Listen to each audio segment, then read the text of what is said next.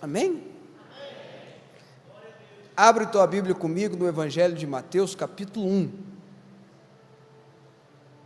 Vou tentar ser o mais conciso possível, para que cada irmão possa cear com sua família.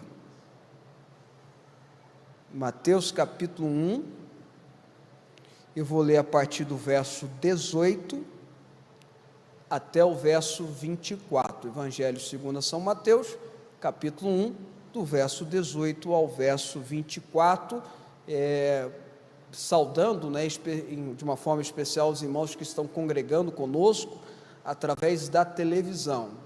Nesse momento estamos em todo o Brasil, através do canal 584 da Sky e 55 da Parabólica, bem como da televisão aberta para todo o estado de Goiás, através do canal 5.1 e para todo o Distrito Federal, através do canal 15.1, TV aberta. E também pelas ondas da rádio, 92.3 FM, graça e paz a você que está cultuando conosco através da rádio também. Que Deus ilumine e abençoe a sua vida nesse Natal. Diz assim a palavra do Senhor: foi assim o nascimento de Jesus Cristo. Maria, sua mãe, estava prometida em casamento a José, mas antes que se unissem, achou-se grávida pelo Espírito Santo. Por ser José, seu marido, homem justo, e não querendo expô-la à desonra pública, pretendia anular o casamento secretamente. Mas, verso 20, depois de ter pensado nisso, apareceu-lhe um anjo do Senhor em sonho e disse: José, filho de Davi, não teme receber Maria como sua esposa, pois o que nela foi gerado procede do Espírito Santo. Ela dará à luz a um filho e você deverá dar-lhe o nome de Jesus, porque ele salvará o seu povo dos seus pecados.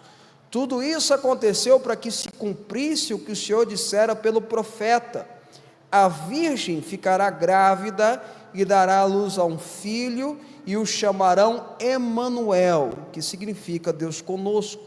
Ao acordar, José fez que o anjo do Senhor lhe tinha ordenado e recebeu Maria como sua esposa, mas não teve relações com ela enquanto ela não deu à luz a um filho, e ele lhe pôs o nome de Jesus, Yeshua. Glória a Deus. Diga comigo: glória a Deus pela palavra de Deus. Esse homem, um homem de Deus, José, pai adotivo de Jesus, marido de Maria, descendente da casa de Davi, um homem íntegro, correto, um homem de Deus. Eu quero falar sobre ele, eu quero trazer uma mensagem sobre esse homem de Deus. Aliás, é interessante que na Bíblia, os Josés que aparecem na Bíblia, e tem 3 Josés famosos na Bíblia, são sempre boas referências, são sempre pessoas que foram muito usadas por Deus, foram instrumentos de Deus. Não é à toa que José quer dizer aquele que Deus acrescenta algo, aquele que Deus traz algo. E esse José, essa figura tão importante, tão fundamental, estava prometido, a Bíblia diz, para se casar com Maria. Na verdade, eu quero que você reflita comigo que o casamento naquela época não era igual nós nos casamos hoje, o casamento de hoje. Na verdade, era um acordo entre pais. Os pais do marido faziam um acordo com os pais da esposa, combinavam como seria o casamento, e nesse acordo, nesse contrato, nesse pré-contrato, às vezes até nem se conheciam, o marido e a esposa, já se assinava comprometidos a se casar, já tinha um compromisso a se casar. E dentro daquela regra que existia naquela época, José, o noivo, teria o prazo dentro do contrato já assinado, já era uma espécie de casamento. Dentro daquele contrato ele tinha um prazo para juntar o dinheiro e pagar o dote, que os pais de Maria, no caso da noiva, tinham estipulado. Era um prazo. Enquanto isso, o pai e a mãe da noiva iam preparando ela para ser uma nova dona de casa, para ser uma nova mãe de família, e por aí vai. Era um prazo. Então, para você entender bem o contexto, José, nesse momento que a Bíblia descreve, José e Maria já estavam comprometidos dentro de um casamento contratual, mas era no período que ele tinha que ir atrás do dote, do valor do dote, para pagar esse dote ao pai da noiva e assim levá-la para sua casa e assim fazê-la de sua esposa, como as regras judaicas daquela época estabeleciam. Mas nesse meio tempo, chega a notícia. Muito provavelmente Maria deve ter procurado José. Chegou para José com uma história: ó José, apareceu um anjo lá em casa e me disse, isso está descrito em Lucas capítulo 1, e me disse que eu era muito favorecida, muito agraciada, e que eu tinha sido escolhida para gerar o Messias, e que eu ficaria grávida pelo poder do Espírito Santo. Mas eu até perguntei: olha, eu não me casei ainda, não me ajuntei com meu marido ainda, não tive nada com ele ainda, e não é que o anjo me disse que descerá sobre mim o Espírito Santo, e o poder do Altíssimo me envolverá com a sombra, e o que será gerado dentro de mim será Jesus. José ouviu isso, não que ele era um descrente, muito pelo contrário, era um homem muito correto nas coisas de Deus, um homem que buscava a Deus segundo a regra judaica, ele entendia das profecias, mas muito provavelmente ficou meio questionando essa história. Bom, hoje a gente admira esse casal José, Maria, poxa, casal que o Senhor escolheu para trazer o seu filho à terra, é lógico que são admirados, mas se coloca no lugar de José naquela época, a sua noiva que você ainda, a sua esposa noiva, que você ainda não dormiu, que não aconteceu nada, chega para você dizendo que estava grávida. Você está grávida? E é do Espírito Santo, um anjo apareceu.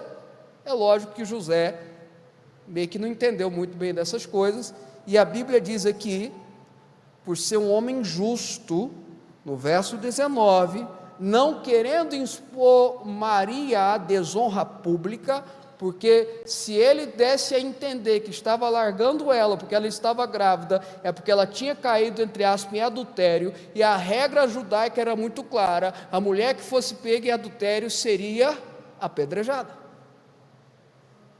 Então ele faz um plano, ele faz uma estratégia: eu vou abandoná-la em segredo. Olha a integridade de José, olha a integridade de José, a seriedade de José. Vou abandoná-la em segredo, vou sumir, porque aí vão botar a culpa em mim, vão poupá-la, vão dizer que fui eu que fiz a besteira e deixei ela, e eu vou seguir minha vida em outro lugar, em outro canto.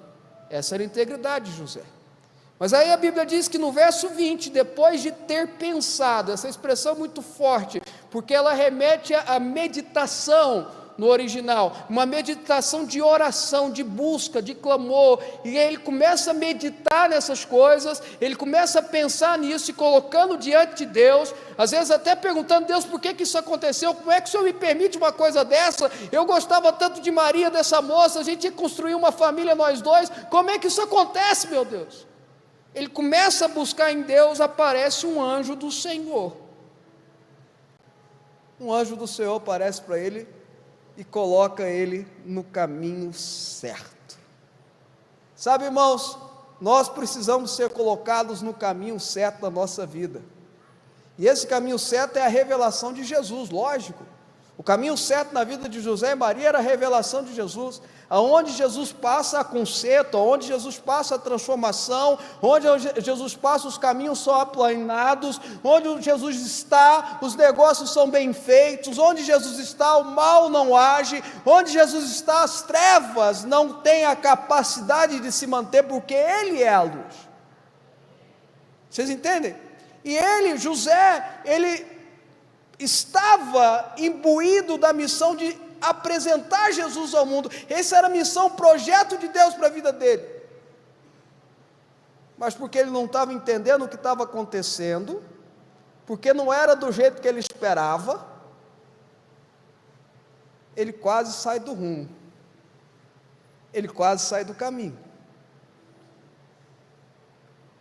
Mas apareceu um anjo para colocar ele no caminho. Como é que isso acontece? Como é que Deus aparece para a gente através de ações naturais e ações sobrenaturais, como fez com esse homem José, para colocá-lo de volta dentro do projeto dele. Primeiro, é bom a gente focar que José tinha um bom testemunho.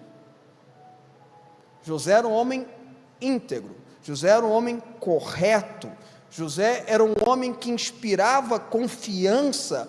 Por isso que a expressão aqui de Mateus é: ele era um homem justo, era um homem justificado.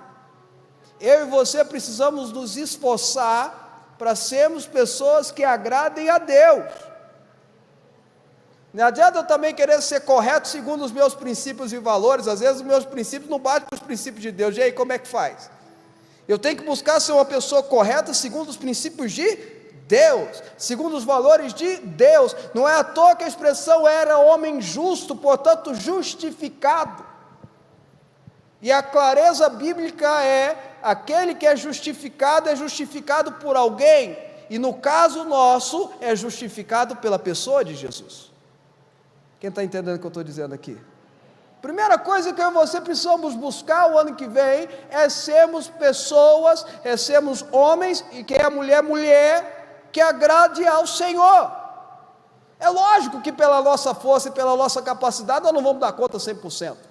Mas o esforço é necessário, a graça nos capacita, a graça nos prepara, a graça nos fortalece, mas é necessário que eu tenha ações que demonstrem que eu quero. Não é à toa que o apóstolo Tiago diz que a fé sem obra é morta. A gente é salvo pela fé, é a fé que nos traz a justificação, mas se ela não tiver atitudes práticas, ela não é fé. Quem está comigo diz um amém forte aí, vai. Primeira coisa, ele era um homem justo, e depois a Bíblia diz que ele estava meditando, e o anjo aparece. Como é que ele identificou, como é que ele teve certeza que o anjo que apareceu era alguém de Deus para a vida dele? O apóstolo Paulo disse: se um anjo aparecer e falar besteira para a gente tem que declarar ele maldito. A gente sabe que tem muitos homens e mulheres que se dizem de Deus, que trazem engano. Como é que eu tenho essa certeza? Primeira coisa, eu preciso ter um contato direto com Deus. José estava pensando, estava meditando, estava em Deus, o coração dele estava voltado para Deus, ele estava buscando em Deus, ele estava orando. Se você quer uma direção para a sua vida, se você quer uma direção para o seu casamento, se você quer uma direção para os seus negócios, se você quer uma direção de Deus para qualquer área da sua vida, você precisa aprender o caminho da oração. Você precisa aprender a orar. E não é orar antes do almoço, antes do jantar apenas, não, irmãos. Não é orar no culto apenas, não, irmãos. Eu bato na tecla que se eu puder ensinar algo, seria isso. Você precisa aprender 2 caminhos de intercessão, de oração. Primeiro, você precisa ter uma disciplina de um período por dia de oração. Seja 10, 15, 20, 30 minutos, eu vou ter esse tempo de oração, vou marcar no relógio. É disciplina. E a segunda é ter uma vida de oração. Tudo ser motivo para orar. Dentro do carro, andando no trânsito, tomando banho, comendo, jantando, dormindo, acordando, tudo é motivo para orar. José estava orando, por isso que ele teve um direcionamento. Você não vai ter direcionamento para a sua vida profissional vindo do céu se você não tiver uma vida de oração. Você não vai ter um direcionamento para a sua vida natural, qualquer área. Um texto maravilhoso da vida de Davi, que aparece algumas vezes na história de Davi, Davi tinha vitória onde ele ia, e Deus dava vitória onde Davi ia. Só que você vê na história de Davi, que 90% dos casos, porque quando ele não fez isso, ele errou. Ele colocava diante de Deus e perguntava: eu devo ir? Devo ir? É lógico que o autor de 1 Samuel e 2 Samuel responde rápido, né? E Deus falou com Davi. Mas, irmãos, é lógico que o texto é resumido. É claro que Davi buscava era 1 dia, 2 dias, 3 dias. Se Deus não tivesse falado com ele no 3º dia, o que ele fazia, irmãos? Orava de novo no 4º, no 5º, no 6º, até Deus falar com ele. A direção vem na oração. Diga comigo forte: a direção vem na oração. E esse anjo aparece, e esse anjo restabelece a identidade de José. José, filho de Davi. Eu amo como a Bíblia, ou melhor dizendo, como os agentes de Deus, os malacais, que é a expressão no original, né? Os mensageiros de Deus aparecem restabelecendo a identidade que Deus tem para a pessoa. Ele aparece para Gideão e faz: homem valente, vai nessa força, homem valente. Que homem valente? O que? Eu estou morrendo de medo aqui. Vai nessa força, homem valente. Eu estou restabelecendo a sua identidade. Eu te chamei para ser valente, eu não te chamei para você ser covarde. Elias, levanta e come. Eu amo o jeito que eles aparecem estabelecendo a identidade, sabe? José, filho de Davi, você é da casa real, José. Está aí morrendo de medo do quê? Você é da casa real, você esqueceu. E aí vem a terceira coisa que eu acho fundamental: o restabelecimento da identidade é importantíssimo. Você precisa saber que Deus amou o mundo de tal maneira que deu seu Filho unigênito para que todo aquele que crê não pereça, mas tenha a vida eterna. Deus te ama. Você precisa saber que aqueles que recebem Jesus como Senhor e Salvador, deu-lhes o poder de serem feitos filhos de Deus. O Espírito Santo testifica com o teu espírito que você é filho de Deus. Essa é a sua identidade. Você é filho de Deus, você é amado, você é separado, você é consagrado, você é alguém que o Senhor escolheu para ser geração eleita, para ser sacerdócio do rei, para fazer parte de uma nação santa, para ser propriedade exclusiva de Deus, para ter a finalidade de proclamar as virtudes daquele que tirou das trevas para a sua maravilhosa luz. Só falei versículo bíblico aqui. A sua identidade, é isso que ele faz com o anjo.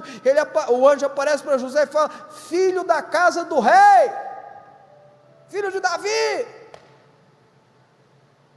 E aí ele diz: olha, não tenha medo de tomar Maria como esposa, porque o que está na vida dela, o que está sendo gerado na vida dela vem de Deus. Ele é Jesus, é o Messias, é Salvador, é aquele que salva. É Emanuel, José, Deus conosco. Que Mateus usa a mensagem para que se cumpra a profecia de Isaías, que diz que a virgem dará luz a um filho que será chamado Emanuel, que quer dizer Deus conosco. Presta atenção, irmão, José tinha conhecimento da palavra. O anjo apareceu, falou essas coisas para ele, ele começou a ligar na cabeça dele: poxa, mesmo Isaías profetizou isso, está lá em Isaías isso. Eu li quando eu estudei a Bíblia. Sabe, irmãos, a gente só é enganado quando a gente não conhece a Bíblia. Quanto mais você conhece a Bíblia, menos chance você tem de ser enganado. Quanto mais você entende da Bíblia, quanto mais você aprofunda na Bíblia, quanto mais você aprende da Bíblia, menos chance você tem de ser enganado. Quando você pega lá a escatologia de Jesus, todo mundo ama falar de escatologia, né, gente? Crente gosta de falar de escatologia, gosta de achar um anticristo, que não é brincadeira. A pessoa ficou mais rica do que o outro, já é anticristo. É ou não é? Virou uma guerra ali, Jesus está voltando, olha lá, ó, está a guerra ali. Uma doença, ó, Jesus está voltando. Não estou falando que não está, não. Eu realmente creio que ele está. Mas crente ama uma escatologia. Estou dizendo do crente. Engraçado é que quando chegaram para Jesus em Atos capítulo 1, disseram: Senhor, quando é que o Senhor vai voltar? Quando é que vai acabar esse negócio aqui? Jesus olha para eles e fala: não vos compete saber hora e tempo em qual o Pai reservou única e exclusiva a sua autoridade. Em outras palavras, para de ficar debatendo esses trem. Mas recebereis poder ao descer sobre vós o Espírito Santo, e serei minhas testemunhas na Judéia, na Samaria, em Jerusalém, até os confins da terra. Atos 1, 6, 7 e 8. Impressionante isso. A gente fica nesses debates, mas deixa eu só trazer uma informação para você. Quando você vai em Mateus 24 e 25, quando Jesus dá a sua própria escatologia, a expressão que ele mais reafirma, entre todas aquelas informações que ele traz, é que ninguém vos engane. Cuidado para você não ser enganado. Que ninguém vos engane. Tome cuidado para você não ser enganado. Que ninguém vos engane. Tome cuidado para não ser enganado. Vamos pegar o texto de Paulo que eu citei. Paulo diz assim: se um anjo aparecer e falar besteira para você, um anjo do Senhor, de Luís, aparecer e falar besteira, você tem que falar para ele: tu é maldito, anjo. Como é que José soube que o anjo estava falando coisa correta, irmãos? Porque José conhecia a profecia de Isaías, porque José tinha estudado a profecia de Isaías, porque José tinha estudado a palavra do Senhor, porque José era um estudioso da palavra de Deus. Se você não quer ser enganado em 2024, estude a palavra do Senhor. Se você não quer ser enganado na sua vida cristã, estude a palavra de Deus. Se você não quer cair na conversa, na carochinha espiritual aí dos outros, estude a palavra do Senhor. Se aprofunde na palavra do Senhor. Por isso que ele soube que Emanuel ia vir. E por último, a Bíblia diz que José obedece o anjo. Ele que estava abandonando o projeto, não é isso? Ele que estava abandonando a intenção, ele que estava já planejando, vai em Maria, paga o dote, recebe ela como esposa, assume a criança. E aí a Bíblia descreve que o Otávio César, o primeiro imperador, o segundo ditador de Roma, depois de Júlio César, Otávio César, decreta que todo mundo deveria ir para a sua terra natal, da sua família, fazer o seu registro para o censo. E como José era da linhagem real de Davi, ele teve que ir para Belém, a casa da família do rei. E ele vai levando Maria para Belém. Maria também era da descendência de Davi. Quando você pega Mateus, quando tem a genealogia de Mateus, é a genealogia de José. Quando você pega a genealogia de Lucas, que aparece lá, você vê que é diferente, até chegar em Davi é diferente, é porque a genealogia de Lucas é a genealogia de Maria.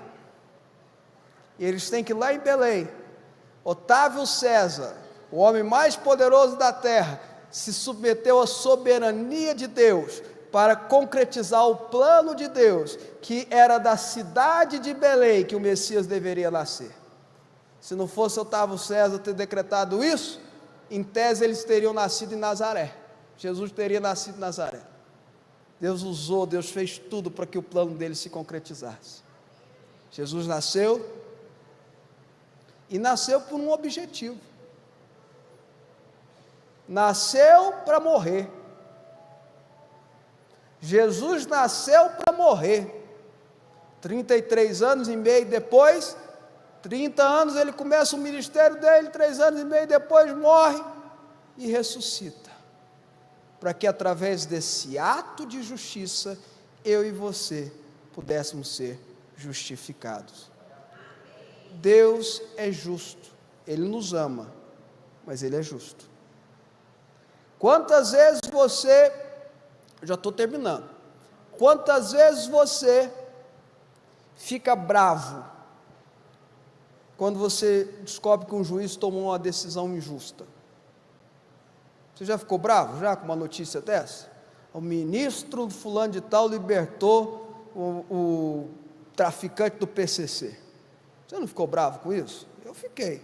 Não é injusto um negócio desse? Fulano comete tal crime, o juiz libertou ele, você falou: poxa, mas o que é isso? É ou não é? Deus é Deus justo. Por mais que Ele me ame, se Ele for analisar os meus pecados, os meus erros, as minhas falhas, pelo amor dEle é uma coisa, mas pela justiça dEle, Ele teria que me condenar. Pela justiça dEle, Ele teria que te condenar. Você pega Mateus 5, 6 e 7, o sermão da montanha, você vê o tanto que Jesus deixa claro que as coisas dele são maiores, o nível é maior. O adultério não é só ter relação com outra pessoa que não é o cônjuge, não, só de olhar e desejar já é adultério. Olha como que ele aumenta o nível. Por que ele está dizendo isso? Porque só se for pela sua justiça, segundo Isaías, seria trapo de imundície. Não daria para nada. Então, o que Deus faz?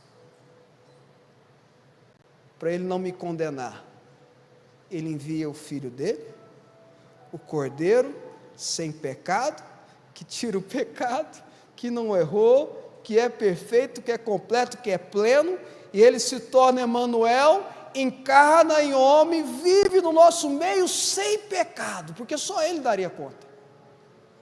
Só aquele que é perfeito e completo daria conta. E quando Ele se entrega, porque Ele se entregou, Jesus poderia ter anulado o processo, mas Ele foi obediente até a morte de cruz. Ele fala isso para Pedro: você acha que eu não poderia dar uma ordem, vir anjo aqui me libertar? Eu estou me entregando, eu estou entregando. Ele faz aquela entrega, Ele morre naquela cruz pelos nossos pecados, Ele ressuscita, para que quando Deus olhasse para o Fábio, não visse mais os erros do Fábio, visse Jesus no Fábio. Porque se ele visse o Fábio estava condenado. Mas ao olhar para o Fábio, ele vê Jesus, e serve para você, serve para você. Ele olha para você e não vê você mais, ele vê Jesus em você. Ele vê o preço que Jesus pagou, o sacrifício perfeito. Jesus se sacrificou no seu lugar, para que se completasse ou se cumprisse o que Paulo diz em Romanos 8, verso 1. Nenhuma condenação há para aqueles que estão em Cristo Jesus. Ele nasceu, a mensagem do nascimento de Jesus é uma mensagem de morte, irmãos. Ele nasceu para morrer, Ele morreu para ressuscitar, e Ele morreu e ressuscitou para que eu e você tenhamos vida eterna. E isso é maravilhoso.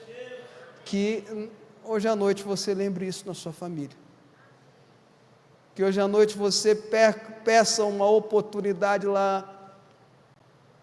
E bispo, lá a turma entra na cajibrina, o negócio lá desanda depois de uma hora. Então espera antes de entrar na cajibrina, fala: deixa eu falar um negócio aqui. Deixa eu falar um negócio.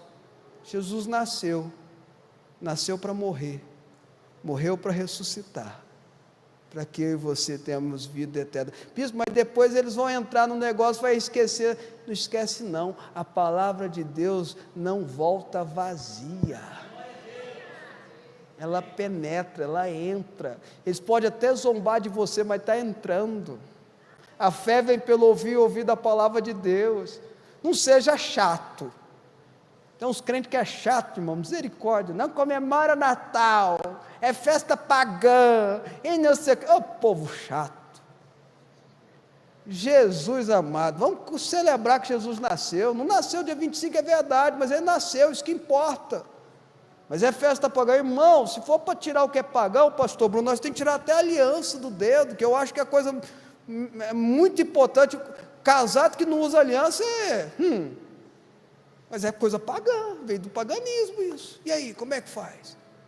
Está santificado em nome de Jesus. Não seja chato, mas não deixe de falar, não deixe de anunciar as boas novas de Jesus. Amém? E Jesus vai nascer na tua vida constantemente. Amém? Fica de pé onde você está.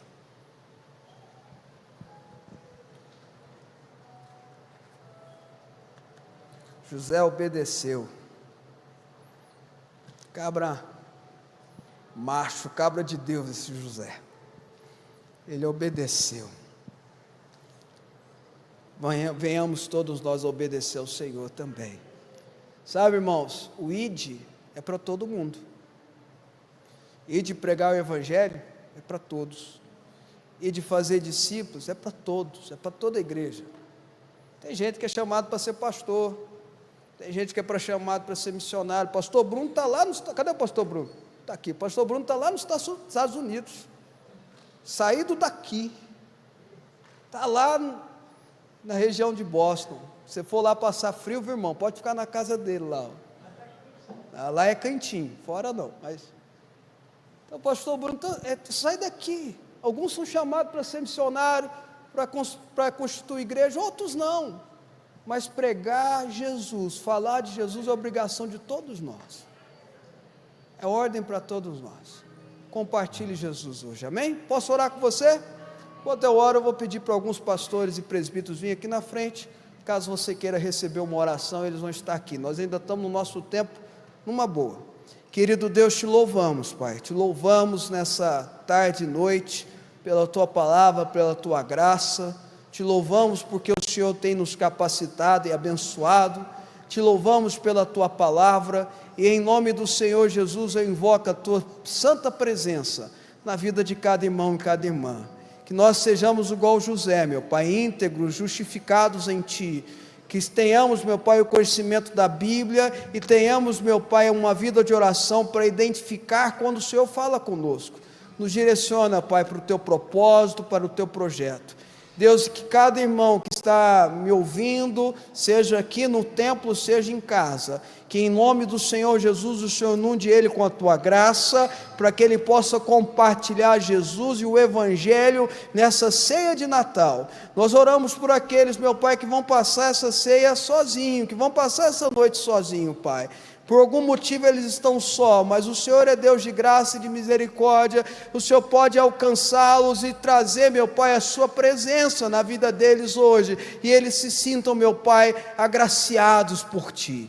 Nós clamamos a Ti, meu Pai, por aqueles que estão enfermos, adoentados, que haja cura do Senhor na vida deles. Oramos pelas duas donas Marlenes que estão internadas. O Senhor é Deus de cura e de milagre. O Senhor pode na vida delas agora restaurá-las a sua saúde, em nome de Jesus Cristo. Pai, oramos pela mãe do pastor Luciano também, que haja cura sobre a vida dela, Pai, em nome de Jesus. Que a bênção e a graça do Senhor esteja sobre todos nós. Eu oro em nome do Pai, do Filho e do Espírito Santo, em nome de Jesus. Amém. Glória a Deus. Deus abençoe a tua vida.